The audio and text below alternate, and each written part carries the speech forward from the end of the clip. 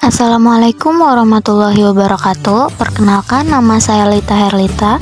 Jadi di sini saya akan menjelaskan seputar menganalisis database server. Database adalah susunan record data operasional lengkap dari suatu organisasi atau perusahaan. Nah, dalam database ada juga yang namanya database server, yaitu sebuah program komputer yang menyediakan layanan data lainnya ke komputer atau program komputer, seperti yang diterapkan oleh model client server.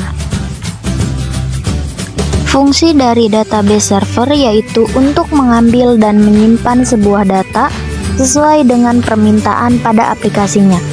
Pengelompokan data dan informasi menghindari data ganda yang tersimpan. Jadi, fungsi database server ini adalah untuk menghindari data ganda yang tersimpan. Nah, di sini ada DBMS atau kepanjangan dari Database Management System. Jadi, di sini ada gambaran cara kerja database. Nah, jadi dari database ke DBMS. Nah, si DBMS ini yaitu antarmuka antara database dan pengguna atau program menyeting aplikasi. Jadi, si DBMS ini menyediakan akses data melalui model client server, yaitu contoh aplikasinya SQLite. Nah, database ada 13 jenis, yaitu MySQL, SQLite, Microsoft SQL Server, Oracle IBM DB2, PostgreSQL, MongoDB, WebDNA, Apache Derby, Sysbase, Couchbase, Redis, dan yang terakhir Firebird. Nah, di sini sedikit dijelaskan antara MySQL dengan Oracle. Jadi dua jenis database ini sama-sama untuk aplikasi pengolah data, tetapi ada perbedaannya, yaitu dari MySQL bersifat open source. Nah, dari Oracle-nya yaitu bersifat proprietary atau komersial. Di sini maksud dari open source yaitu terbuka untuk umum atau publik.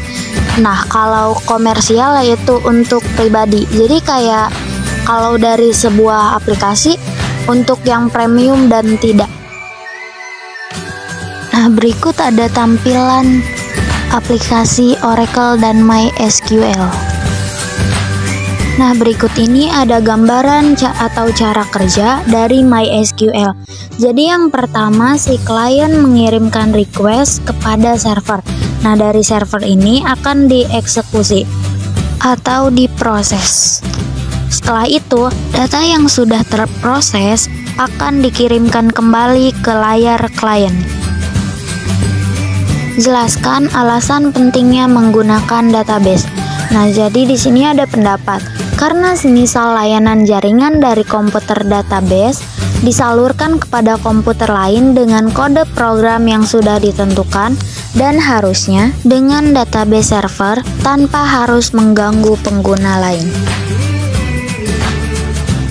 Alasannya karena fungsi database ini juga bisa menghindari data ganda yang tersimpan, lalu memindahkan akses simpan, pembaruan, dan penghapusan data. Selain itu, menjaga kualitas data yang diakses agar sesuai yang diinput. Bagaimana prinsip database relasional itu? Nah, di sini ada pendapat. Jadi, pada umumnya basis data relasional merupakan basis data digital yang organisasinya berdasarkan model relasional data.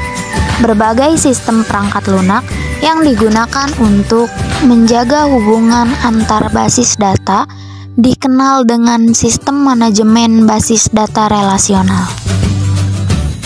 Alasannya yaitu karena kegunaan dari database relasional ini sendiri adalah membuat sistem pengolahan data menjadi lebih efisien dan tabel data dapat dipisahkan dengan kategori yang berbeda.